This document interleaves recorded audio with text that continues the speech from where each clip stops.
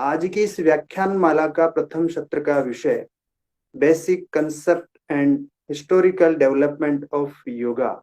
इस विषय पर मार्गदर्शन प्रदान करने हेतु हमारे मध्य में आज उपस्थित हैं परम पूजनीय स्वामी योगी रत्ना शशिभूषणानंद जी। आपका पूर्व नाम डॉक्टर शशिभूषण मिश्रा जी हैं। अभी वर्तमान में आप सन्यासी हो गए हैं। आपने आपके जो गुरु हैं, गुरु परंपरा में स्वामी ज्योतिर्मयानंद जी और स्वामी ज्योतिर्मयानंद जी के पूजनीय गुरु जी हैं शिवानंद जी। शिवानंद जी और स्वामी ज्योतिर्मयानंद जी ये विश्व में प्रसिद्ध हैं, विख्यात हैं और अध्यात्म और विज्ञान के क्षेत्र में बहुत अतुलनीय योगदान है पूरे विश्व को इनका। आप इसी परंपरा में स्वामी ज्योतिर्मयानंद जी के शिष्य हैं। आपका जन्म 27 मार्च 1952 बक्सर बिहार में हुआ था। आपकी शिक्षा जो है वह MBBS MS ऑर्थोपेडिक सर्जन के रूप में आपने प्राप्त की है। SRF भी हैं आप। पटना विश्वविद्यालय से आपने मेडिकल की पढ़ाई पूर्ण की है। आपका अध्ययन कार्य और साहित्य को लेकर लाइब्रेरी वर्क जो रहा है, आपने 50 से अधिक पुस्तकों का हिंदी में अनुवाद किया है, जो कि बहुत महत्वपूर्ण पुस्तकें थी योग से जुड़ी हुई। उन पुस्तकों का आपने अनुवाद किया। आप founder editor of yoga general के हैं, जिसमें जिस पुस्तक का नाम जो जनरल्स प्रकाशित होती है योगांजलि नाम से 1980 से प्रकाशित है। बहुत ही महत्वपूर्ण और आध्यात्मिक लेखों के साथ और साइंस से जुड़े हुए वो लेख होते हैं। लेखन कार्य को लेकर आपने 11 से अधिक पुस्तकें योग से जुड़ी हुई और अध्यात्म से जुड़ी हुई पुस्तकों का लेखन कार्य किया है। योग वशिष्ठ महारामायण को लेकर भी आपका बहुत गहन अध्ययन है और उसका भी आप बहुत कई वर्षों से हिंदी ट्रांसलेशन कर रहे हैं। आपके पूज्य स्वामी ज्योतिर्मयानंद जी के द्वारा जिसकी व्याख्या है इंग्लिश में, उसका ट्रांसलेशन आप कर रहे हैं। आपके द्वारा आध्यात्मिक जो गतिविधियां होती है इसमें इंटरनेशनल योगा सोसाइटी, आप इसके निर्देशक भी हैं।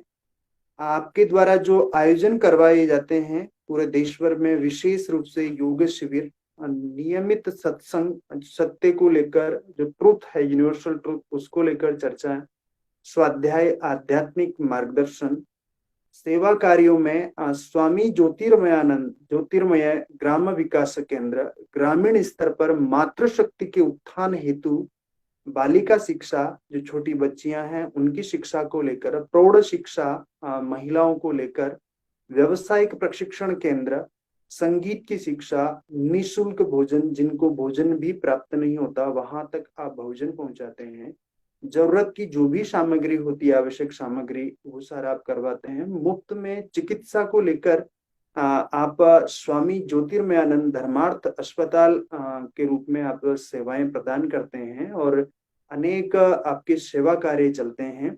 और इस विभाग से आप पूर्व 25 वर्षों से जुड़े हुए हैं गेस्ट फैकल्टी के रूप में, और इसी के साथ साथ में विजिटिंग फैकल्टी के रूप में सागर विश्वविद्यालय, गुरुकुल कांगड़ी, मोरारजी देसाई योग संस्थान, देश भर के प्रसिद्ध संस्थानों में आपका मार्गदर्शन प्राप्त होता है। और विशेष रूप से कुछ सरकारों द्वारा भी आपको विशेष अवसर पे आमंत्रित किया जाता है, संवाद किया जाता है आपके साथ, योग और अध्यात्म को लेकर आपका मार्गदर्शन प्राप्त करते रहते हैं।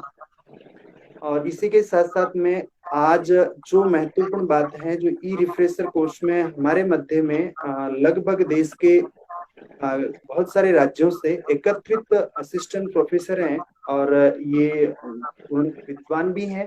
इसी के साथ साथ में आपके द्वारा जो मार्गदर्शन प्रदान किया जाएगा, आप पूरा साधनामय है, योग से पूर्ण आपका जीवन है। योग में जीवन के साथ जो हम सब लोग आपका 4 दिन मार्गदर्शन प्राप्त करेंगे, जो भी आपके द्वारा प्राप्त होगा उसको हम सब लोग मिलकर ग्रहण भी करेंगे और हमारे जीवन को सार्थक भी बनाएंगे। इतने महत्वपूर्ण व्याख्यान आपके द्वारा होने हैं।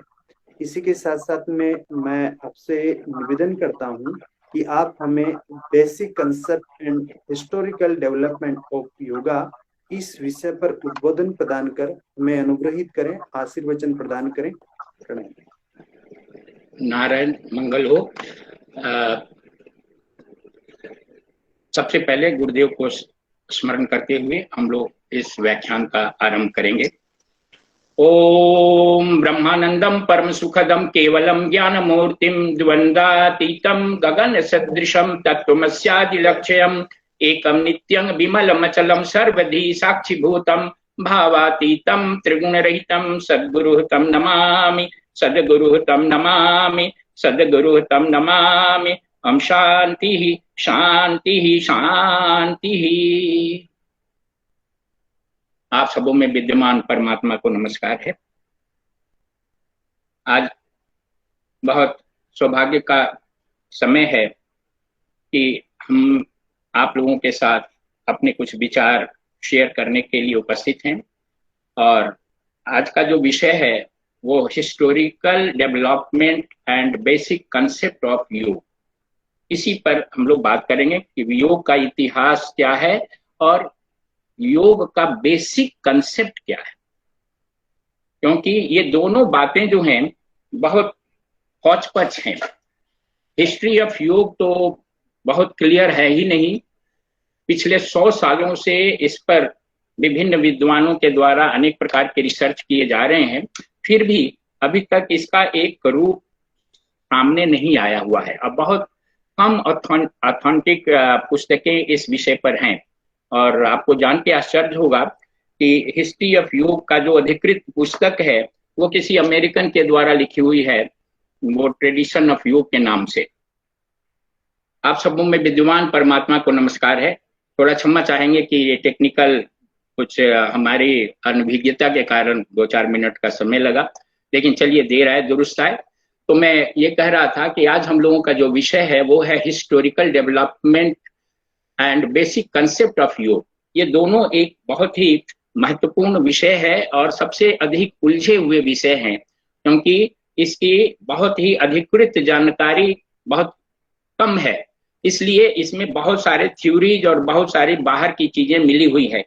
फिर भी हमने कोशिश की है कि आपके साथ हम जो अधिकृत जो इसकी बातें हैं इन दोनों की हिस्ट्री के संबंध में और बेसिक कंसेप्ट के संबंध में, उससे आपको शेयर करें।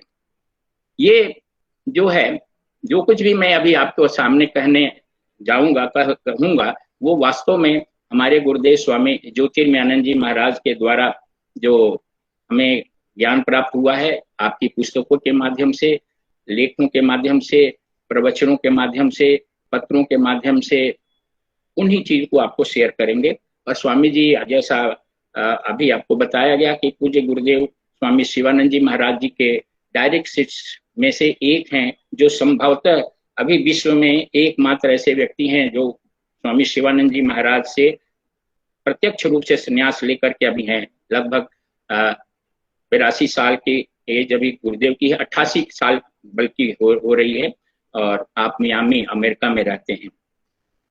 अब मैं अपने विषय पर आऊंगा और इसके साथ साथ आपको कोशिश करेंगे कि जहां तक हो सके इसकी स्पष्ट और सही जानकारी मिले। योग का जो विषय है हिस्ट्री से संबंधित, ये बहुत कहना मुश्किल है कि ये कब शुरू हुआ।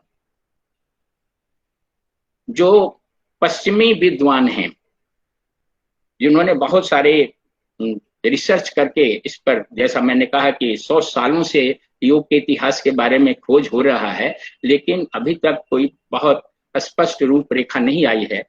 तो जो भी है इस क्षेत्र में काम करने वाले उन लोगों के द्वारा ये बताया गया है कि योग जो है वो ज्यादा से ज्यादा 5000 साल पुराना है, क्योंकि उन लोगों को 5000 साल पहले के कुछ साहित्य में इसका वर्णन मिला है। लेकिन वास्तविकता ये है कि योग का जो आरंभ है, it is yoga is ancient and eternal. ये शाश्वत है, प्राचीनतम है। जब से मनुष्य का अस्तित्व है इस धरा पर, तब से योग है। क्योंकि हमारे जो शास्त्र हैं, जो हमारे पुराण हैं या और भी शास्त्र हैं, इसमें ऐसा वर्णन आया है कि भगवान शिव और पार्वती का आपस में वार्ता है। भगवान शिव जो हैं वो पार्वती के प्रश्नों का उत्तर दे रहे हैं, और ये जो प्रश्न है वो प्रश्न योग से संबंधित है। तो भगवान शिव और पार्वती के समय का या कितने वर्ष के हुए ये तो कहना मुश्किल है, और उन लोगों की ये चर्चा में बात आई है। इसका मतलब है कि योग बहुत ही पुरातन है, और मनुष्य के उदय के साथ ही योग का उदय हम भारतीय मानते हैं। लेकिन इस साहित्य इसके हिस्ट्री के जो जो खोज करने वाले लोग हैं और जो प्रूफ दे करके इसकी हिस्ट्री लिखना चाहते हैं, उन लोगों ने पाया ये कि योग का वर्णन विश्व की प्राचीनतम पुस्तक ऋग्वेद में है। योग शब्द जो है ऋग्वेद में आया है, और ऋग्वेद का जो काल है वो ईसा पूर्व 3000 से 5000 साल पूर्व है। 5000 साल पूर्व ऋग्वेद का काल माना गया है, और इसमें योग शब्द का वर्णन आया है, योग आया है, और वो योग के बारे में थोड़ी जानकारी भी दी गई है। तो उस आधार पर जो इतिहासकार हैं, जो कोई ना कोई प्रमाण चाहते हैं, उनका कहना है कि योग जो है आज से लगभग 7-8 हजार साल पुराना है, क्योंकि ईसा पूर्व 5000 साल अगर ऋग्वेद का समय मान लेते हैं तो ये 2000 साल इधर बिकता है, 7000 साल के लगभग में उनका कहना है। जो भी हो, योग एक बहुत प्राचीनतम विधि है, इतना हम लोग मान के चले। अब इसका एक एविडेंस मिलता है, हिस्टोरिकल एविडेंस, और ऋग्वेद में सरस्वती नदी का वर्णन आया हुआ है, और ये पूरी तौर से इतिहासकारों ने ये सिद्ध किया है कि सरस्वती नदी ईसा पूर्व लगभग 2000 साल पहले सूख गई थी, और इस नदी के किनारे एक बहुत उन्नत सभ्यता का विकास हुआ था, जो लगभग 1 से 1500 साल तक वो सभ्यता रही, जिसकी खुदाई पाकिस्तान में हड़प्पन जो सभ्यता है, मोहनजोदड़ो के रूप में वहां पर जो खुदाई हुई है, वहां बहुत सारी चीजें मिली हैं जिसके ऊपर योग की मुद्राएं बनी हुई है। योग का जो आसन है, मुद्रा है, अभी योग की जो विधि हम लोग करते हैं उससे संबंधित अनेक ताम्रपत्र मिले हैं, और बर्तन पर या कुछ सील्स मिले हैं, मुद्रा मिली हैं जिन पर योगिक पोस्चर्स जो हैं वो डिपिक्टेड हैं। तो इसका मतलब है कि जो सभ्यता वहां थी, वो सभ्यता यानी जो सरस्वती नदी के किनारे सभ्यता बढ़ रही थी, वहां के लोग योग का प्रैक्टिस करते थे, और वो 1-1500 साल तक रही, और ईस्वी सन 2000 पूर्व ये सूख गई नदी, यानी लगभग ईसा से 3-4 हजार साल पहले वहां सभ्यता थी जो योग का अभ्यास करती थी। ये पूरी तौर से ऐतिहासिक तौर पर अब सिद्ध हो चुका है। तो इसमें अब कोई शंका नहीं है कि योग का जो अभ्यास है वो 7-8 हजार साल पूर्व से लोग करते आ रहे हैं। इतिहास जो ऑथेंटिक इतिहास है, उस आधार पर ये जो 8000 सालों का ही मान लें, हालांकि भारतीय परंपरा के अनुसार जैसा मैंने कहा कि भगवान शिव और पार्वती की वार्ता के रूप में योग के विषय में आया है चर्चा, तो ये केवल 8000 साल की बात नहीं है, ये पुरातन बात है, प्राचीनतम बात है, मनुष्य के साथ ही इसका उदय हुआ है। फिर भी ये जो 8000 साल का इतिहास ऑथेंटिक हम माने, तो इस पूरे कालखंड को 5 भागों में बांटा जाता है। वैदिक काल, प्री क्लासिकल एरा, क्लासिकल योग, पोस्ट क्लासिकल योग और मॉडर्न योग। ये अलग अलग काल क्षेत्र में योग का अलग अलग प्रकार से विकास हुआ, अलग अलग मकसद से योग जो है वो समाज में आया, और लोग अलग अलग तरीके और अलग अलग उद्देश्य से इसका अभ्यास करते रहे। इस सब के बारे में मैं बहुत संक्षेप में थोड़ी चर्चा करूंगा। सबसे पहले वैदिक काल, ये जो है ईसा पूर्व 3000 से 2000 ईस्वी सन पूर्व का यह काल है। 3000 से 2000 ईसा पूर्व का जो समय है उसको वैदिक युग कहते हैं, या इसको आर्काइक युग भी कहा जाता है। उस समय योग की स्थिति क्या थी, क्यों किया जाता था? तो ऋग्वेद में इसका वर्णन है। योग उस समय केवल यजमानों को कराया जाता था, ऐसे यजमानों को जो यज्ञ करने वाले होते थे। यज्ञ करने वाले जो यजमान होते थे उनको योग का अभ्यास यज्ञ के कई महीने पूर्व, कई वर्षों पूर्व से कराया जाता था। बल्कि और उसका कारण ये था कि उस समय वैदिक काल में यज्ञ की परंपरा बहुत अधिक थी। तो यज्ञ के यजमान को लंबे समय तक अपने मन और शरीर को अनेक प्रकार के कर्मकांड करने के लिए स्थिर रखना पड़ता था, और साथ साथ मन को एकाग्र करने की भी आवश्यकता होती थी। शरीर को फिट रखना होता था जिससे कि लंबे समय तक के जो कर्मकांड हैं उसको वो पूरा कर सके। इसलिए वास्तविक जो यज्ञ होता था उससे कई महीने वर्ष पूर्व से ही यजमान को कुछ साधनाएं कराई जाती थी योग की, जिससे उनका तन और मन दोनों नियंत्रित रहे और वो जो यज्ञ का जो कर्मकांड है उसको पूरा कर सके। बस उस समय यज्ञ के कर्ता करने वाले को ही योग कराया जाता था। इसके बाद जो समय आया वो प्री क्लासिकल योग का समय था। ये ईस्वी सन 2000 पूर्व से लेके दूसरी शताब्दी तक, ये समय करीब 2200 साल का समय प्री क्लासिकल योग का काल है। इस काल में कुछ वेद के व्याख्या करने के लिए या जो कर्मकांड वेद में बताए गए थे उन कर्मकांडों को विस्तार से समझने के लिए ब्राह्मण और आरण्यक की रचना हुई। और उसी समय इस काल में उपनिषद, भगवत गीता, रामायण, महाभारत, ये सब जो ग्रंथ हैं ये लिखे गए। इन ग्रंथों के लिखे जाने के कारण योग जो है वो थोड़ा विस्तृत हुआ। वो अब केवल यजमान तक ही सीमित नहीं रहा, बल्कि योगियों और साधकों में आया। और जो आंतरिक उन्नति करना चाहते थे, आध्यात्मिक उन्नति करना चाहते थे, उन लोगों ने योग का अभ्यास शुरू किया। ये लगभग 2100-2200 वर्ष तक चला।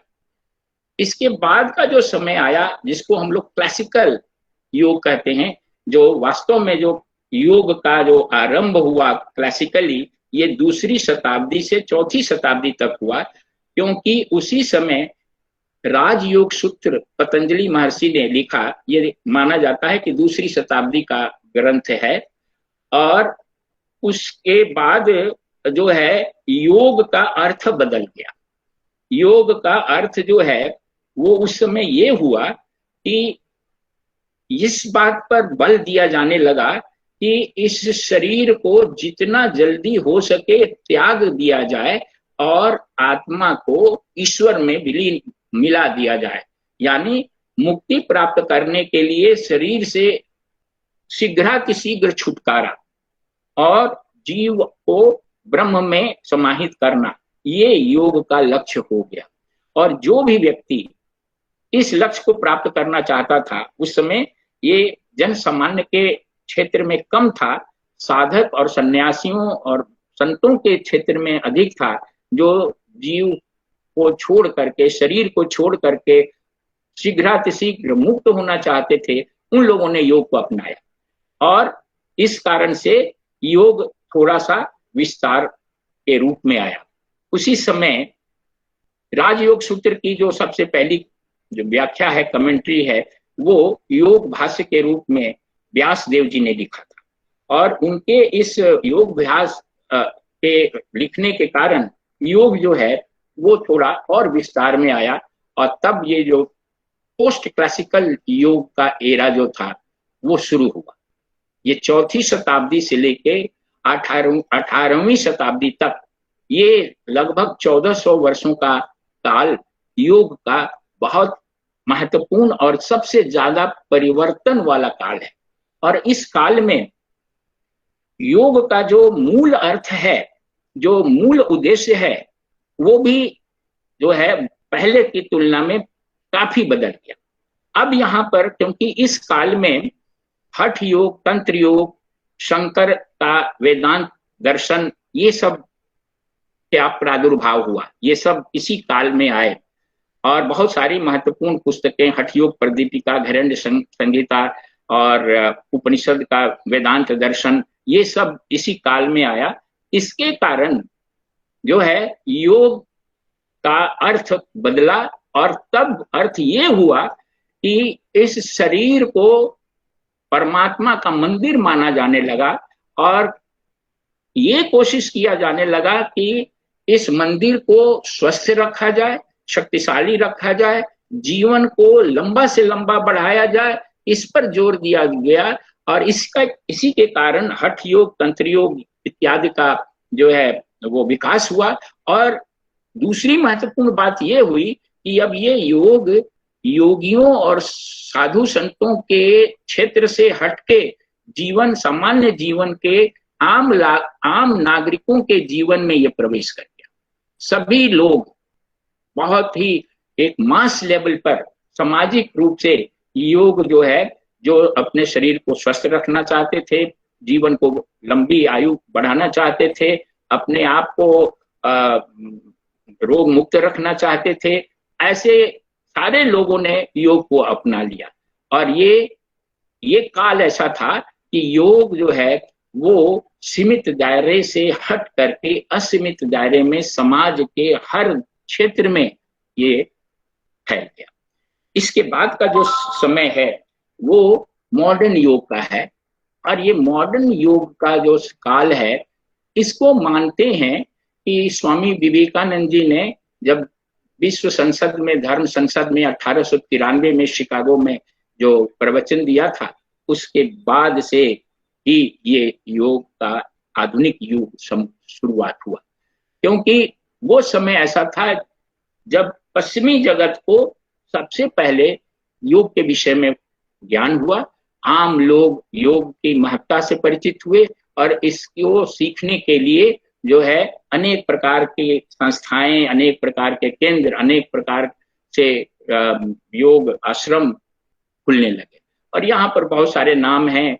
परमहंस योगानंद 1920 में, स्वामी राम तीर्थ 1902 में, योगेंद्र मस्तमणि 1919 में, स्वामी कुवलयानंद जी जो पहल योग को वैज्ञानिक आधार पर अध्ययन करने का शुरुआत की। और इसी समय ए सर्च इन सीक्रेट इंडिया 1934 में पॉल ब्रुटन का एक पुस्तक निकली, जो बहुत ही मशहूर ही और तरह तरह के योगियों, भारत के योगियों और योग को पूरे विश्व में फैलाया। जिद्दू कृष्णमूर्ति 1930 में, शिवानंद जी महाराज 1936 में, और बहुत सारे लोग ऐसे, गुरुदेव स्वामी शिवानंद जी के बाद बहुत सारे उनके शिष्य आए, जैसे स्वामी सत्यानंद जी महाराज, सच्चिदानंद जी महाराज, विष्णु देवानंद जी महाराज और स्वामी ज्योतिर्मयानंद जी, जिन्होंने योग को बहुत दूर दूर तक देश विदेश में फैलाया। ऐसे भी अन्य भी संत हुए, अरविंद महर्षि, रमन महर्षि, स्वामी रामदास जी, नित्यानंद जी, और ऐसे चिन्मयानंद जी, श्री सत्य साईं बाबा जी, दलाई लामा, ये सब हिंदू परंपरा से अलग लोग, बौद्ध परंपरा के भी हैं, जिन्होंने योग का प्रसार किया। तो ये जो मॉडर्न योग है वो अभी कंटिन्यू कर रहा है। और इसकी जो महत्ता है या इसका एम्फेसिस ये हुआ है कि योग जो है ये माना जाने लगा कि आपके तन मन जीवन के साथ साथ जीवन में किसी भी क्षेत्र में अगर आप एफिशिएंट होना चाहते हैं, किसी भी क्षेत्र में सक्सेस प्राप्त करना चाहते हैं, तो योग का आपको अभ्यास करना पड़ेगा। और इसी कारण से आज विश्व योग दिवस पूरे विश्व में मनाया जाता है। और विश्व के अनेक देशों में सेना से लेकर के और कॉर्पोरेट वर्ल्ड तक ये योग सब जगह फैला हुआ है। आप यदि अच्छा बिजनेसमैन बनना चाहते हैं, अच्छा स्टूडेंट होना चाहते हैं, अच्छा गृहिणी बनना चाहते हैं, एक अच्छा व्यक्ति होना चाहते हैं, तो योग को हर क्षेत्र में आप उपयोग कर सकते हैं। ऐसी मान्यता बन गई है। और पूरा विश्व, चाहे वो किसी देश का हो, किसी धर्म का हो, किसी जाति का हो, किसी प्रोफेशन का हो, योग को अपना करके अपने आप को आगे बढ़ा रहा है। तो ये योग का एक नटशेल में इतिहास है, जो एक वैदिक युग से जो आरंभ हुआ था केवल यजमान के लिए, आज जन जन के लिए ये हर क्षेत्र में उपयोगी हुआ है। ये इसका इतिहास है। अब हम लोग इसके बेसिक कंसेप्ट पर आते हैं। यहाँ ये जानना आवश्यक है कि जैसे जैसे योग का प्रचार प्रसार बढ़ने लगा, वैसे वैसे योग जीवन के हर क्षेत्र में उपयोग में लाया जाने लगा। इस कारण से लोगों ने योग की आंशिक व्याख्या करनी शुरू कर दी। अब किसी ने केवल स्वस्थ शरीर के लिए योग को कह दिया कि स्वास्थ्य के लिए है, कोई इसको रोग मुक्ति का एक तरीका बता दिया, किसी ने ये कह दिया कि साहब ये किसी भी क्षेत्र में अगर आप कोई भी सफलता चाहते हैं तो योग उसके लिए कीजिए। और तो और बहुत सारे लोगों ने इसका आंशिक उपयोग करते हुए इसको एक सीमित दायरे में बांध दिया। इस कारण से लोगों में अलग अलग धारणा बन गई योग के बारे में। कोई समझ लिया कि योग क्या है, तो कुछ आसन प्राणायाम का नाम है, थोड़े आसन कर लिए, थोड़े प्राणायाम कर लिया, हम योगी हो गए। किसी के लिए योग जो है वो सिद्धि का रास्ता है, सिद्धि प्राप्त करने के लिए योग एक तरीका है। किसी के लिए योग जो है वो ऐसा है कि हम अपने मन पर या अपने शरीर को कंट्रोल करना चाहते हैं तो योग करेंगे। किसी के लिए ये प्रोफेशन भी हो गया, आप योग का प्रैक्टिस करते हैं, आचार्य बनते हैं, योग को पढ़ाते हैं, उसके माध्यम से आप जो है अपनी जीविका उपार्जन करते हैं। यानी नाना प्रकार से योग को लोगों ने यूज किया। इसके कारण योग का वास्तविक जो कंसेप्ट है, वास्तविक जो अवधारणा है, जो इसका वास्तविक उद्देश्य है, वो लोगों में कंफ्यूजन क्रिएट करने लगा। और इस कारण से ये सत्र बहुत उपयोगी है कि आप योग का मूल रूप क्या है और किस लिए योग करते हैं, इसका वास्तविक जो कंसेप्ट है, आधार क्या है, उसका उद्देश्य क्या है, इसको आप जानें। पहले तो योग का डिफिनीशन जानना जरूरी है, तभी तो हम उसके आधार पर इसको, ये कंसेप्ट को व्याख्यायित कर सकते हैं। ये बहुत कॉमन बात है, सब जानते भी हैं। योग का अर्थ होता है जोड़ना, यूनियन। और यहाँ दो तीन जो इंपॉर्टेंट डिफिनीशन है दी जा रही है आपकी समझ के लिए, और इन्हीं डिफिनीशन के आधार पर आप योग के बेसिक कंसेप्ट को समझ सकेंगे। इसको ध्यान में रखना है। पहली बात तो है योग मतलब जोड़ना है। जोड़ना का यानी जोड़ना, दो चीजों को हम लोग जोड़ते हैं। तो क्या है yoga? It is a process of uniting the individual soul with the universal spirit, man with God. ये वेदांत की परिभाषा है। ये एक ऐसी प्रक्रिया है जो वैयक्तिक आत्मा को, जिसे जीवात्मा कहते हैं, उसको ब्रह्मांडीय आत्मा, जिसको परमात्मा या परमेश्वर या ब्रह्मन या गॉड कहते हैं, उसके साथ जोड़ने की एक जो प्रक्रिया है वो योग है। ये वेदांत का डिफिनीशन है।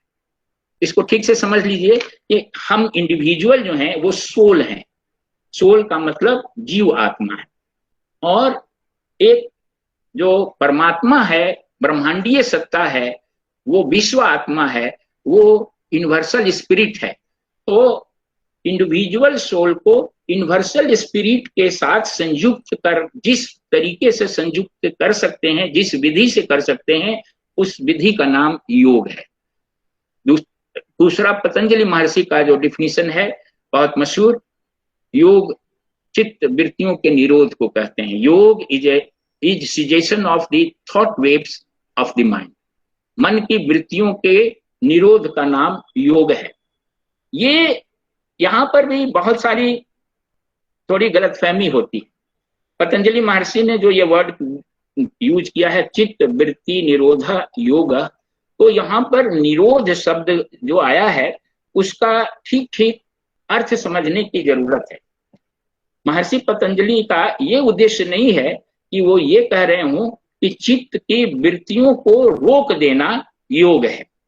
चित्त की वृत्तियों को रोका नहीं जा सकता है। चित्त में वृत्तियां वैसे ही उत्पन्न होंगी जैसे सागर के में तरंगे उत्पन्न होती। अब कोई कह दे कि सागर की तरंगों को हम रोक देंगे, तो किसी विधि से सागर की तरंगों को रोका नहीं जा सकता है। फिर भी महर्षि ने जो ये कहा है कि चित्त की वृत्तियों का निरोध योग है, क्यों कहा है, इसके लिए थोड़ा सा अगला सूत्र पर ध्यान देंगे तो ये क्लियर हो जाएगा कि यदि हम चित्त की वृत्तियों का निरोध नहीं करते हैं तो अगला तीसरा नंबर जो सूत्र है राजयोग सूत्र का, वो ये कहता है कि हम चित्त की वृत्तियों के तदनुरूप हो जाएंगे, हम उनके साथ मिल जाएंगे। जैसी वृत्ति हो जाएगी वही हमारा स्वरूप हो जाएगा। इसलिए रोकना जरूरी है, क्योंकि चित्त की वृत्तियों को अगर रोकेंगे नहीं तो हम चित्त की वृत्तियों के साथ तादात्म्य बना लेंगे, एकात्मता बना लेंगे, और जैसी चित्त की वृत्तियां होगी अपने आप को वैसा ही समझने लगेंगे। जैसे मैं कहता हूं कि आपने सुना होगा कि हम सभी कहते हैं आज मेरा मन बड़ा दुखी है, मैं आज दुखी हूं, मैं आज खुश हूं। अब ये एक ही आदमी अभी कह रहा है कि वो दुखी है और थोड़े देर के बाद कह रहा है कि खुश है, तो वो उस आदमी का स्वरूप क्या है? क्या वो व्यक्ति दुखी व्यक्ति है? उसका स्वरूप मतलब नेचर, प्रकृति, क्या दुखी प्रकृति है या वो खुशहाल व्यक्ति है? नहीं। यहां क्या हुआ है कि अगर उसने चित्त में उठने वाली दुख की वृत्तियों के साथ उसने अपना तादात्म्य जब बना लिया तो अपने आप को वो दुखी महसूस करने लगा और उसका सारा स्वरूप जो है वृत्ति के अनुरूप हो गया। या अगर वृत्ति खुशी की आ गई, खुश है वो, और उसके साथ उसने तादात्म्य बना लिया तो अपने आप को वो खुशहाल महसूस करने लगा। ये दोनों स्थिति में वो वास्तविक स्वरूप में नहीं है। पतंजलि महर्षि ये कहते हैं कि यदि हम चित्त की वृत्तियों का निरोध नहीं करेंगे, निरोध का मतलब कंट्रोल, स्वामित्व। हमारे हाथ में गाड़ी की स्टीयरिंग होनी चाहिए, एक्सेलरेटर हम अपने कंट्रोल के अनुसार गमाए।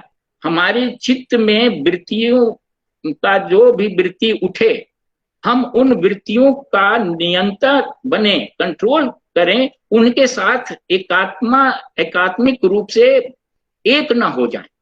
ये है चित्त वृत्तियों का निरोध का अर्थ। ये हम अपना स्वरूप को अलग रखें और वृत्ति जो उठ रही है चित्त में उसको अलग बांटने में या अलग रूप से देखने में हम समर्थ हो जाएं। ये योग का काम है।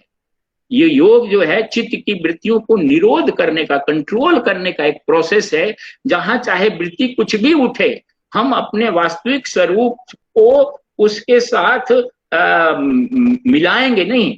आकाश में चाहे बादल गरजता हो, बिजली तड़पती हो, आकाश को वो छू नहीं सकती। आकाश उससे हमेशा अछूता रहता है, अलग रहता है। और यदि आकाश बादलों के साथ एकात्मिक रूप से जुड़ जाए तो जब बादल लगे रहेंगे आकाश में तो आकाश महसूस करेगा कि हम घिर गए, हम छोटे हो गए, मेरे अंदर जो है बिजली तड़प रही है। और अगर आकाश खुल जाए, बादल से हट जाए, तो वो समझेगा कि हम बहुत मुक्त हो गए, हमारे में कहीं कोई रुकावट नहीं है। आकाश हमेशा मुक्त है। बादलों से वो अज्ञान के कारण वो एकात्मिक रूप से जुड़ सकता है। वो तभी हो सकता है जब वो बादलों से अपने आप को अलग महसूस करे। पतंजलि महर्षि यही कहते हैं कि चित्त की वृत्तियों के साथ तुम जुड़ो नहीं, उसके स्वामी बनो, उससे अलग बनो। तुम्हारा वास्तविक स्वरूप उनसे अलग है। अगर जुड़ जाओगे तो वृत्ति के अनुसार तुम्हारा जो है अपने आप को स्वरूप मानने लगोगे। भगवत गीता योग का जो डिफिनीशन है वो योगा कर्मसु कौशलम बहुत मशहूर है। Yoga is skill in action. कोई भी कर्म में यदि कुशलता पूर्वक वो कर्म करते हैं आप, कुशलता पूर्वक, तो वो योग हो जाता है। और balance of attitude in all conditions is योग। जीवन की प्रत्येक स्थिति में सामान्य समभाव बनाए रखना, समत्वम योग उच्यते, समभाव बनाए रखना योग है। तो ये कुछ योग की महत्वपूर्ण परिभाषाएं हैं। इसके अलावा भी अनेक परिभाषाएं हैं, मैंने यहाँ कुछ परिभाषाओं को आपके सामने रखा है, जिसके आधार पर आप योग का बेसिक कंसेप्ट समझने में आपको आसानी होगी। यहाँ पर ये एक स्लाइड है जो ये बताता है कि ये इसलिए आज के युग में संसार के सारे देशों ने योग को इसलिए स्वीकार किया है कि योग की जो बातें हैं, योग का जो दर्शन है, योग की जो विधि है, योग का जो उद्देश्य है, योग का जो प्रभाव है, वो विश्व मानव पर सब पर समान रूप से पड़ता है। और ये चाहे किसी भी देश के हों, किसी भी जगह के हों, किसी भी सेक्स के हों, किसी भी धर्म के हों, वो सब के सब अगर वो मानव हैं, व्यक्ति हैं, तो सबको समान रूप से योग प्रभावित करता है, क्योंकि इसका गहरा अर्थ आप देखिएगा तो ये सब पर लागू होता है। संसार में 3 प्रमुख धर्म है, जिसको पहला हम लोग का सनातन धर्म या हिंदू धर्म जिसको कहते हैं, और उसकी जो वेद है वो आधारभूत पुस्तक है। उसी तरह से क्रिश्चियनिटी, ईसाई धर्म जो है वो महत्वपूर्ण धर्म है विश्व में, उसकी आधारभूत पुस्तक बाइबिल है। और तीसरा जो है इस्लाम धर्म है, जिसकी आधारभूत पुस्तक कुरान है। इन तीनों जो ग्रंथ हैं धर्म के, उनके एक एक वाक्य सार रूप से लिया गया है, जो योग को ही कहते हैं और एक ही बात बताते हैं। हमारा उपनिषद में एक महावाक्य है, तत् त्वम असि, तुम वही हो, दाउ आर्ट दैट। तुम, ये एक व्यक्ति जो जीव आत्मा है वो वही है, यानी जो परमात्मा है, ब्रह्म है, वो वही है। जीव आत्मा परमात्मा है, यह महावाक्य तत्त्वम असि के द्वारा दर्शित हो रहा है, और ये उपनिषद की घोषणा है। सनातन धर्म का ये सार है। ईसाई धर्म की जो पुस्तक है बाइबल, उसमें एक सेंटेंस आया है, God created man in his own image. परमात्मा ने मनुष्य को अपने ही प्रतिरूप में बनाया है, यानी जैसा परमात्मा का प्रतिरूप है वैसा मनुष्य का प्रतिरूप है। यानी वही बात कह रहा है, दाउ आर्ट दैट, तुम वही हो, जैसा परमात्मा वैसे ही तुम हो। बाइबल भी वही कर रहा है कि God created man in his own image, अपने ही प्रतिरूप के रूप में मनुष्य का निर्माण हुआ है, बाइबल की घोषणा है। और कुरान में एक सेंटेंस आया है, man is a ray of God, परमात्मा की किरण है इस मनुष्य। तो किरण जिस स्रोत से निकला है उस स्रोत से अलग नहीं है, सूरज की किरण सूरज ही है। तो ये कुरान भी वही बात कह रहा है, बाइबल भी वही बात कह रहा है, और उपनिषद भी वही बात कह रहा है कि मनुष्य जो है, जीवात्मा जो है, वास्तव में परमात्मा है।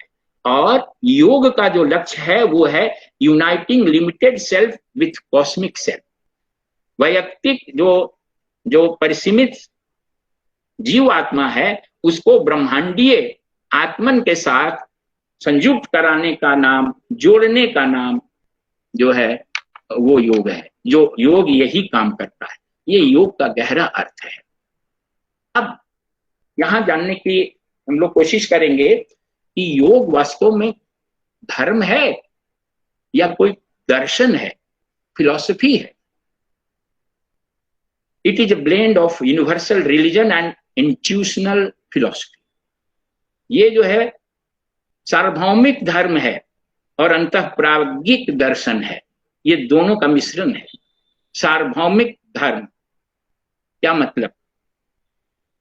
ऐसा नहीं कि ये हिंदू, मुस्लिम, सिख, ईसाई वाला धर्म कि सारे लोग इसी को मान लें, ऐसा कभी नहीं होगा कि सारे संसार जो में एक ही धर्म जो है सब समय फैलेगा। नहीं, यहाँ जो यूनिवर्सल रिलीजन की बात कही गई है, ब्रह्मांडीय धर्म की बात कही है, धर्म एक दूसरे सेंस में कहा गया है। धर्म को 2 प्रकार से समझने का कोशिश करेंगे। धर्म का एक अर्थ होता है जो स्वरूप है, प्रकृति है, उसको धर्म कहते हैं। जैसे बर्फ का धर्म जो है ठंडापन है, अग्नि का धर्म उष्मा है, जल का धर्म तरलता है। ये चाहे हिंदुस्तान का जल हो, चाहे अफ्रीका का जल हो, चाहे पाकिस्तान का जल हो, वो तरलता उसमें रहेगी। कहीं की अग्नि हो उसमें उष्मा रहेगी। ये यूनिवर्सल रिलीजन है। अब यहाँ रिलीजन का एक दूसरा भी अर्थ है। रिलीजन शब्द जो है रिलिगारे, ये लैटिन से बना हुआ, ये अंग्रेजी रिलीजन शब्द री प्लस लिगारे, इससे जुड़ा हुआ, जोड़ के बना है। ये लैटिन री लिगारे का अर्थ होता है, री का मतलब पुनः, फिर, दोबारा, और लिगारे का मतलब होता है जोड़ना, पुनः जोड़ना। ये योग है। हम लोग भूल गए हैं कि हम परमात्मा और आत्मा एक हैं, इसको फिर से हमें जोड़ना है। जीवात्मा परमात्मा है, ये हम विस्मृत कर चुके हैं, हम भूल चुके हैं, इसीलिए अज्ञान में हैं। इसको फिर से जोड़ने का नाम जो है धर्म है, रिलीजन है, और वही तो योग है। योग भी तो यही करता है कि हम अपनी वैयक्तिक सत्ता को ब्रह्मांडीय सत्ता के साथ जोड़ने का काम योग करता है। और ये इंट्यूशनल फिलॉसफी, अंतःप्राज्ञिक दर्शन, हमारा अंतःप्राज्ञिक दर्शन, प्रेरणा, मतलब जो हमारी जो वास्तविक जो हमारा स्वरूप है वो क्या है, हमारा दर्शन क्या है, वास्तविक दर्शन हमारा क्या है। वास्तविक दर्शन ये है कि हम आत्मन हैं, ब्रह्मन हैं, और हम वास्तव में जो आत्मन ब्रह्मन है उसका स्वरूप क्या है, उसकी प्रकृति क्या है। जैसे जल और बर्फ की प्रकृति मैंने बताई कि तरलता और ठंडापन, शीतलता है। हमारे वास्तविक स्वरूप क्या है हमारा, यानी हमारी जो व्यक्तित्व है उसका मूल जो नेचर है, प्रकृति है, वो है सच्चित आनंद, सच्चिदानंद स्वरूप है। ये सब लोग, हम लोग सत स्वरूप हैं, चित स्वरूप हैं और आनंद स्वरूप। ये है इंट्यूशनल फिलॉसफी। इस इंट्यूशनल अपने सत स्वरूप को, अपने चित स्वरूप को और अपने आनंद स्वरूप को फिर से उद्घाटित करना, जो हम भूल गए हैं उसको फिर से प्राप्त करना, ये योग का फिलॉसफी है। इस प्रकार से योग एक रिलीजन भी है, वो यूनिवर्सल रिलीजन, और एक यूनिवर्सल इंट्यूशनल फिलॉसफी भी है। अब आते हैं हम लोग थोड़ा सा इसके बेसिक कंसेप्ट, योग का जो है किस आधार पर बना है उसको जान लें, और तब फिर हम लोग योग का जो बेसिक जो भाव है, आधार है, उसको जानेंगे। सबसे पहले ये जानने की जरूरत है कि ये जो इंटायर कॉस्मस है, ब्रह्मांड है, सृष्टि है, ये तो एक हम देख रहे हैं, पूरा ग्रह नक्षत्र तारा जो दिखाई पड़ रहा है वो केवल एक पार्ट है जिसको हम लोग फिजिकल प्लेन कहते हैं, जिसको स्थूल जगत कहते हैं। लेकिन ये सृष्टि, पूरा ब्रह्मांड 3 तलों से बना है, 3 प्लेन इसके हैं। स्थूल प्लेन, उसके नीचे सूक्ष्म प्लेन, एस्ट्रल जगत जिसको कहते हैं, और उसके भी गहराई में एक तीसरा है, उसको हम लोग कहते हैं कॉजल प्लेन, जिसका कारण तल। ये फिजिकल तल से बड़ा एस्ट्रल तल है, और एस्ट्रल से व्यापक और विशाल कॉजल प्लेन है। और ये जो तीनों प्लेन हैं, ये वास्तव में जो ब्रह्मन है, आत्मन है, उसका ही ये प्रसारा है, इसका ही प्रक्षेपण है, उससे ही निकला हुआ है, उसी का ये रूप है। ये जो ब्रह्मन है, जो सेल्फ करके यहाँ लिखा गया है, आत्मन है, ये निर्गुण और निराकार, बिना किसी गुण के और बिना किसी आकार के निर्गुण है, निराकार है। जब इसे क्रिएशन करने की, जब ये क्रिएशन में आता है तो इसके अंदर में कुछ चीजें जो हैं बदलाव आते हैं, इसमें विकार पैदा होते हैं, और उन विकारों को की अभिव्यक्ति पहले इन 3 प्लेन के रूप में होती है। कॉजल प्लेन, इसी से ये कॉजल प्लेन, ये स्वयं को कॉजल प्लेन में रूपांतरित कर देता है। कॉजल प्लेन से एस्ट्रल प्लेन यानी सूक्ष्म जगत निकलता है या रूपांतरित होता है, यानी सूक्ष्म जगत फिर फिजिकल प्लेन को प्रोजेक्ट करता है। यानी ये जो तीनों प्लेन हैं, तल हैं, ये इसी सेल्फ के ही विवर्त हैं, इसी सेल्फ के ही मॉडिफिकेशन है। इसी सेल्फ, ये स्वयं जो सेल्फ है अपने को इन तीनों रूप में ला देता है। इसलिए जो हमें नानत्व यहाँ दिखाई पड़ता है फिजिकल प्लेन पर, नाम और रूप की विभिन्नता दिखाई पड़ती है। असंख्य प्रकार के जीव हैं, असंख्य प्रकार के वस्तुएं हैं, असंख्य प्रकार के पेड़ पौधे हैं, असंख्य प्रकार की चीजें हैं, लेकिन ये नाम रूप की विविधता अलग अलग सत्ता नहीं है, बल्कि वास्तव में ये एक मात्र निर्गुण निराकार जो सेल्फ था, ब्रह्मन था, उसका ही ये विवर्त है, ये मॉडिफिकेशन है, इसका अपवर्तन है, इसका ही एक अलग रूप है। अब इस कॉन्सेप्ट को ध्यान में रखते हुए हम लोग योग के बारे में और फिर व्यक्ति के बारे में भी अध्ययन करेंगे। ह्यूमन पर्सनालिटी जो है ये भी बड़ा विचित्र है। इसमें बेसिकली मैटर और स्पिरिट, कॉन्शसनेस, चेतना और पदार्थ दोनों का सम्मिश्रण है। ये व्यक्तित्व तो केवल पदार्थ से ही नहीं बना है, हाड़ मांस रक्त मज्जा से ही ये शरीर नहीं बना है। अगर हम ये सब शरीर के जितने भी अवयव हैं और इसकी एनालिसिस करके अगर हम सब पता भी लगा लें कि कितनी मात्रा में क्या चीज बना हुआ है, क्या चीज है, अगर उन सबको हम उसी मात्रा में मिला देंगे तो शरीर हम नहीं बना सकते। उसके अलावे जो है इसमें एक चेतना भी है। वो चेतना के साथ मैटर जब मिलता है तब इस व्यक्तित्व का मानव व्यक्तित्व जो है वो एग्जिस्टेंस में आता है। इसलिए इस मानव व्यक्तित्व का जो एग्जिस्टेंस है इसका भी तीन तल है, फिजिकल, एस्ट्रल और कॉजल। जैसे ब्रह्मांड का तीन तल है, वैसे ही हमारे शरीर, यानी शरीर न कहें, व्यक्तित्व का कहें, हमारे व्यक्तित्व का, हमारे का मतलब पूरे सृष्टि में जो जीवधारी हैं या निर्जीव हैं, सब में ये लागू होता है कि उसके भी तीन तल हैं, फिजिकल बॉडी, एस्ट्रल बॉडी और कॉजल बॉडी। और इसमें जो है आश्चर्य कहिए या जानकारी के लिए कहिए कि हमारा या हर व्यक्ति का जो फिजिकल प्लेन है वो फिजिकल यूनिवर्स से मिला हुआ है, जो कि पहले हमने दिखाया आपको कि ये फिजिकल प्लेन है, एस्ट्रल प्लेन है, ये कॉजल प्लेन है। तो फिजिकल बॉडी जो हमारी है या किसी भी जीव की है वो इस फिजिकल प्लेन के साथ जुड़ी हुई है। हमारी जो सूक्ष्म शरीर है वो ब्रह्मांड के सूक्ष्म से प्लेन, सूक्ष्म तल के साथ जुड़ा हुआ है। हमारा जो कॉजल बॉडी है, कारण शरीर है, वो ब्रह्मांड के कारण शरीर के साथ जुड़ा हुआ है। तो ये आप देखेंगे कि फिजिकल प्लेन से हम जितने भी फिजिकल बॉडी है ये जब नष्ट होती है तो फिजिकल वर्ल्ड में मिल जाती है। अब आप इस शरीर को जला दें, गाड़ दें, पानी में डाल दें, चाहे चिड़िया खा जाए, पशु पक्षी खा जाए, ये इस फिजिकल बॉडी जो है फिजिकल प्लेन तक, यूनिवर्स के फिजिकल प्लेन में मिल जाती है।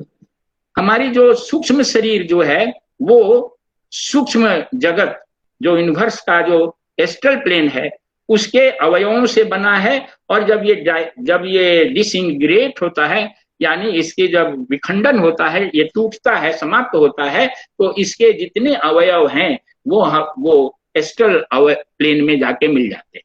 उसी तरह से कारण प्लेन में जो कारण बॉडी हमारी है, हम इस डिटेल में नहीं जाएंगे कि कॉजल शरीर का क्या बनावट है, एस्ट्रल बॉडी का क्या बनावट है, फिजिकल बॉडी का क्या बनावट है, वो अलग एक ये है। अभी आपको इतना ही समझना है कि कॉजल बॉडी कॉजल प्लेन में, एस्ट्रल बॉडी एस्ट्रल प्लेन से, और फिजिकल बॉडी फिजिकल प्लेन में जाकर के जब समाप्त होती है तो उसमें मिल जाती है।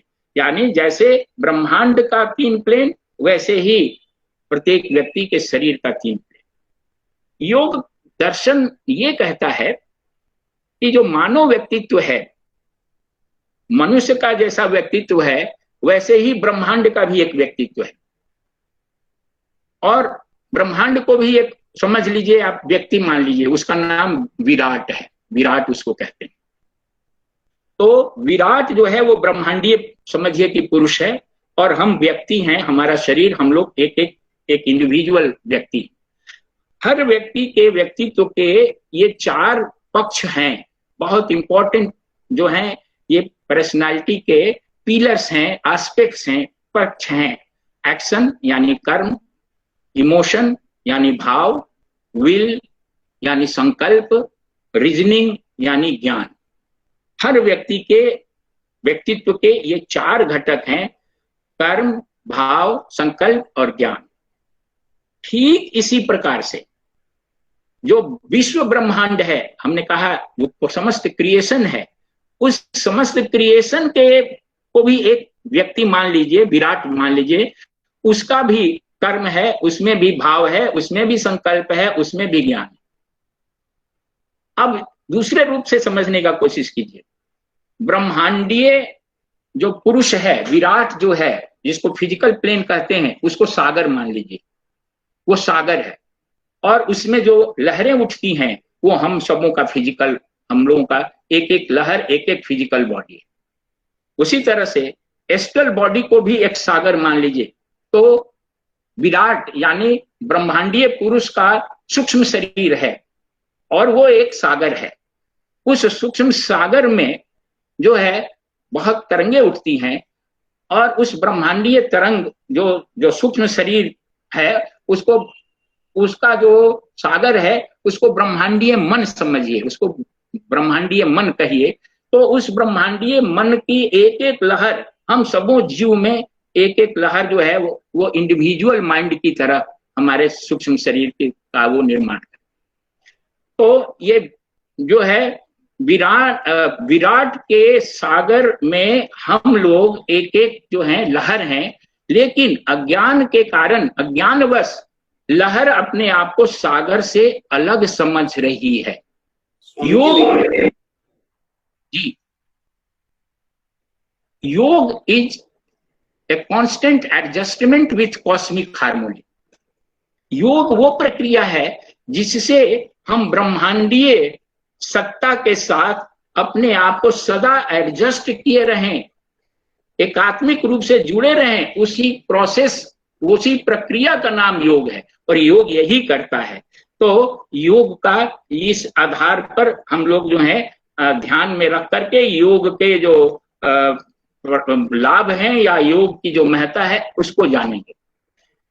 यहाँ पर यह बताया गया है कि ह्यूमन पर्सनैलिटी जो है वो सार रूप से ब्रह्मांडीय सत्ता को, सारे सत्ता के अवयव को, ब्रह्मांडीय सत्ता के अवयव को अपने में आत्मसात करती है, जिसको कहा गया है यथा ब्रह्मांडे तथा पिंडे। ये जो बहुत उक्ति सब जगह हम लोग बोलते हैं कि जैसा ब्रह्मांड में है वैसा ही इस पिंड में है। यही इस स्लाइड का जो है एक्सप्लेन करने का मकसद है। ब्रह्मांड में ये अलग अलग जो है ये अवयव हैं ब्रह्मांड के व्यक्तित्व के। उसमें कॉस्मिक माइंड होता है, महत उसको कहते हैं। ईगो प्रिंसिपल होता है जिसको अहंकार तत्व कहते हैं। सूक्ष्म एलिमेंट्स होते हैं, सटल एलिमेंट, उसको हम लोग तन्मात्रा बोलते हैं। फिर ग्रॉस एलिमेंट होता है जिसको पंचभूत कहते हैं। यही चीज व्यक्ति में भी है। व्यक्ति का जो चित्त है, deep mind, total mind, unconscious mind खास करके, वो ब्रह्मांडीय मन का एक लहर है। व्यक्ति के अंदर जो ईगो है, अस्मिता है, वो ईगो प्रिंसिपल अहं तत्व का एक लहर है। माइंड एंड सेंसेस जो है, मन और जो इंद्रियां हैं, वो सूक्ष्म तत्व जिसको तन्मात्रा कहते हैं, उसकी एक लहर है। और हमारा जो फिजिकल बॉडी है वो ग्रॉस एलिमेंट जिसको हम लोग पंचभूत कहते हैं, उससे बना है। यानी ह्यूमन पर्सनालिटी में वो सारे अवयव विद्यमान है वो जो हम ब्रह्मांड में देखते हैं।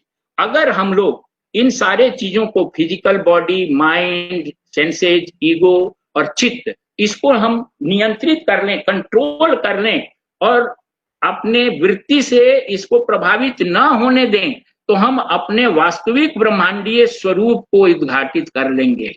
यही राजयोग सूत्र के दूसरे सूत्र का जो है अर्थ है कि जो सीमित सत्ता है हमारी, उसको अपने ब्रह्मांडीय सत्ता के रियलाइजेशन के लिए हमें अपने चित्त की वृत्तियों को निरोध करना पड़ेगा, उससे अपने आप को अलग हटाना पड़ेगा, उनको नियंत्रित करना पड़ेगा, उनके अनुसार बदलना नहीं होगा।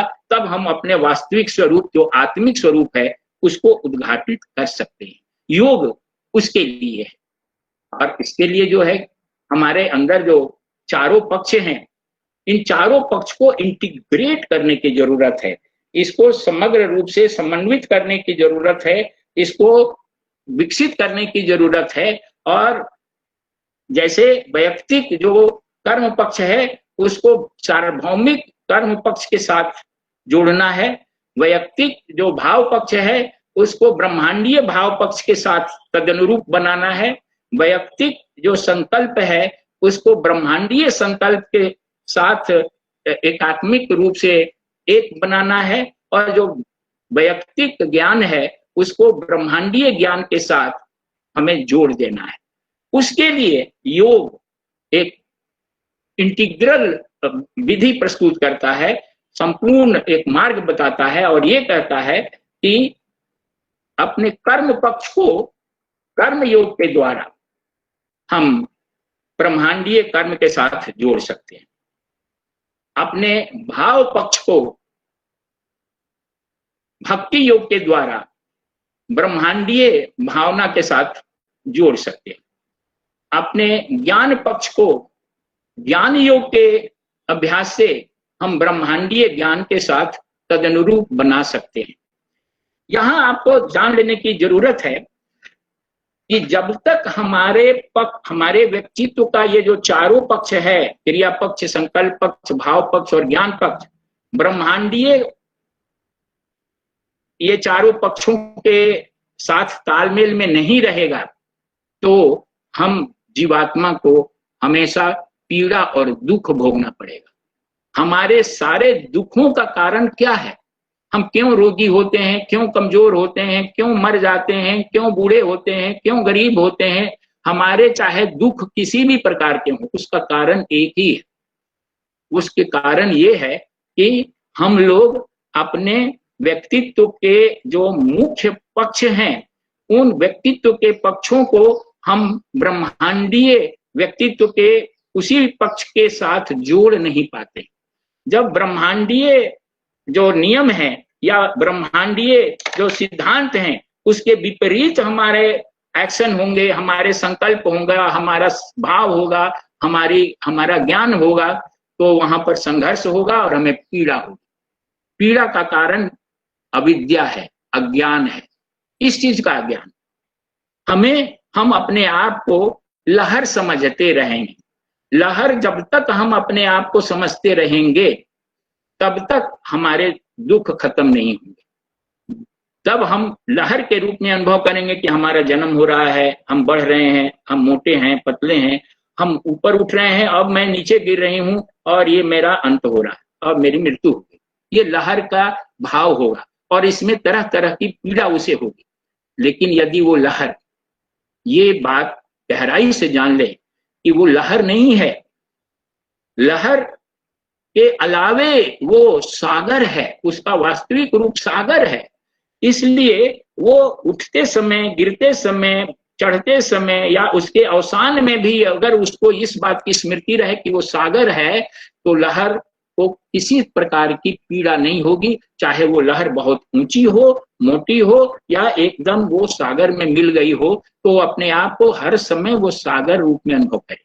जीव की इसी तरह से कष्ट का कारण ये है कि जीव स्वयं को, अपने आप को ब्रह्मांडीय सत्ता के साथ अलग महसूस करता है।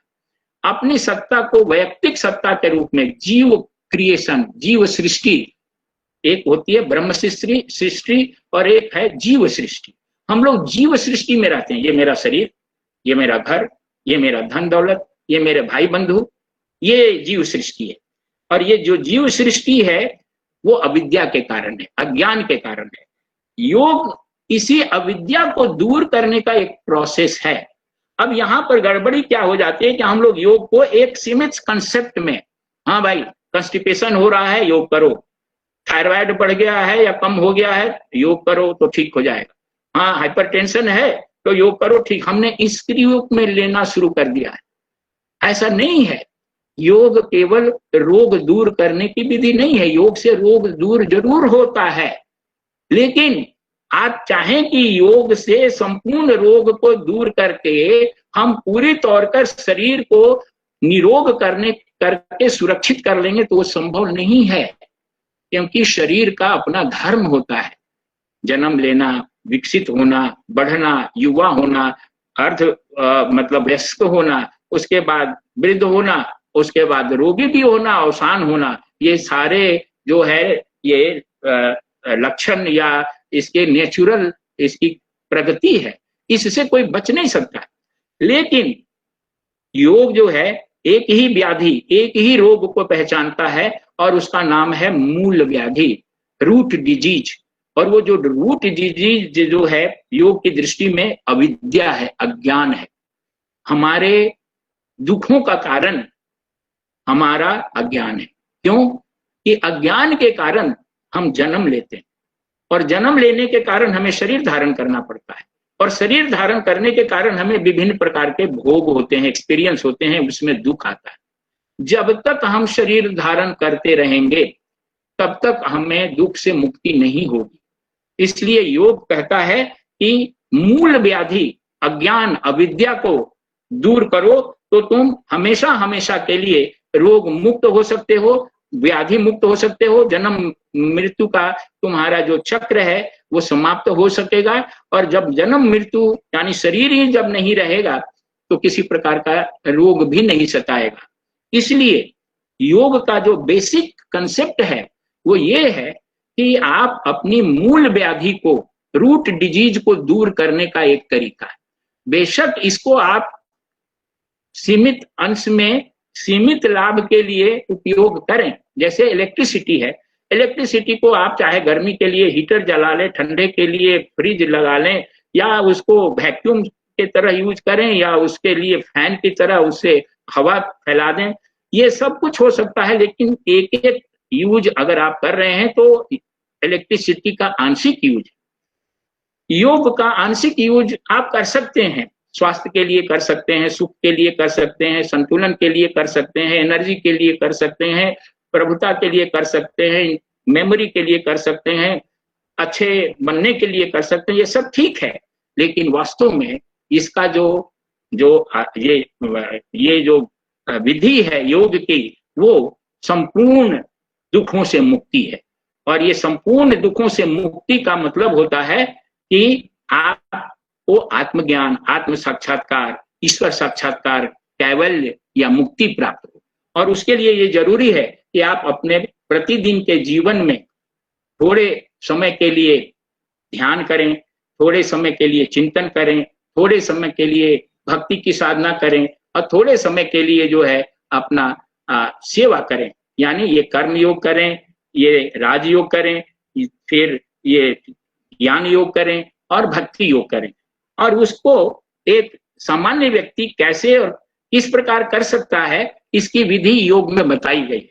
इसलिए योग को समग्र रूप से, संपूर्ण रूप से अपनाने की आवश्यकता है। और जहां भी हम लोग जाएं, जो यहाँ से जो कुछ इस डिस्कोर्स को सुन रहे हैं, उनसे भी ये निवेदन है, और बाकी योग छात्रों से, योगाचार्य से भी निवेदन है कि योग के संपूर्ण रूप को लोगों के सामने रखें और लोग का जो बेसिक कंसेप्ट है वो बताएं कि ये छोटी उपलब्धि के लिए ही नहीं है, ये प्राप्त जरूर हो जाएगी, लेकिन तुम्हारा हमेशा हमेशा के लिए दुख निवृत्ति नहीं होगी। इसके परम दुख निवृत्ति के लिए इसको मूल व्याधि को दूर करना होगा। इसके लिए योग एक बहुत कारगर विधि है और इसको हम अपना सकते हैं। इन्हीं शब्दों के साथ मैं अपने वाणी को अभी विराम देता हूं